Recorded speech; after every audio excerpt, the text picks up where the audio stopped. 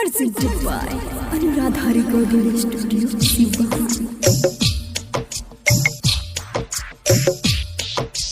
DJ Kanchan Raj, Muzaffarpur.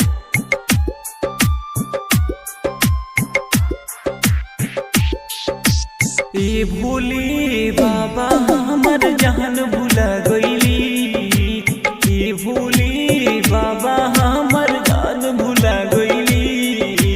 कौन गलती कोइनी जे हमरा के भुला गईली। कौन गलती कोइनी जे हमरा के भुला गईली। ए भोले बाबा हमर जहन भुला गईली। ए भोले बाबा हमर जान भुला गईली। कौन गलती कोइनी जे हमरा के भुला गईली। कौन गलती कोइनी जे हमरा के भुला गईली।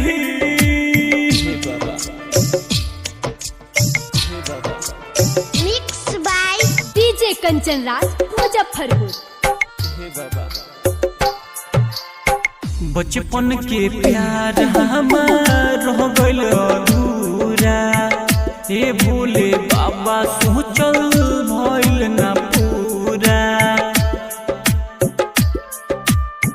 बचपन के प्यार हमार रह गइल अधूरा। ए भोले बाबा सोचल भइल ना पूरा। हम नाही जननी हमरा के छोड़ दी। ए भोले बाबा दिल ऐसे तोड़ दी। ए भोले बाबा दिल ऐसे तोड़ दी। भइल कौन कसूर खाली उहे रुआवेली। भइल कौन कसूर खाली उहे रुआवेली।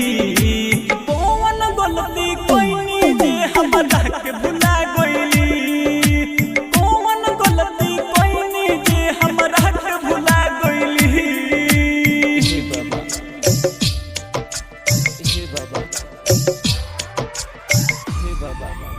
Mix by DJ Kanchan Raj, Muzaffarpur.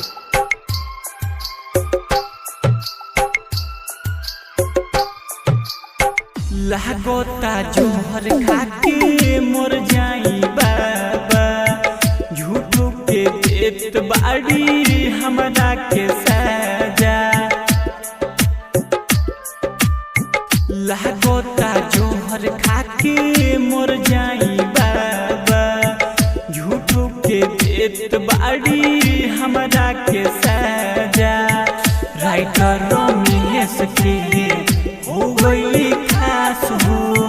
क्षण भर में तुरली सब विश्वास हो।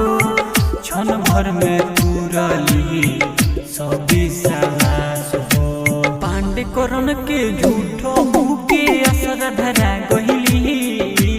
रुचि अंकित के झूठो के असर धरा गईली। कौन गलती कोइनी जे हमरा के भुला गईली। कौन गलती कोइनी जे हमरा के भुला गईली। ए भोले बाबा हमर जान भुला गईली। ए भोले बाबा हमर जान भुला गईली। कौन गलती कोइनी जे हमरा के भुला गईली। कौन गलती कोइनी जे हमरा के भुला गईली। कौन गलती कोइनी जे हमरा के भुला गईली। Presented by Anuradha Recording Studio.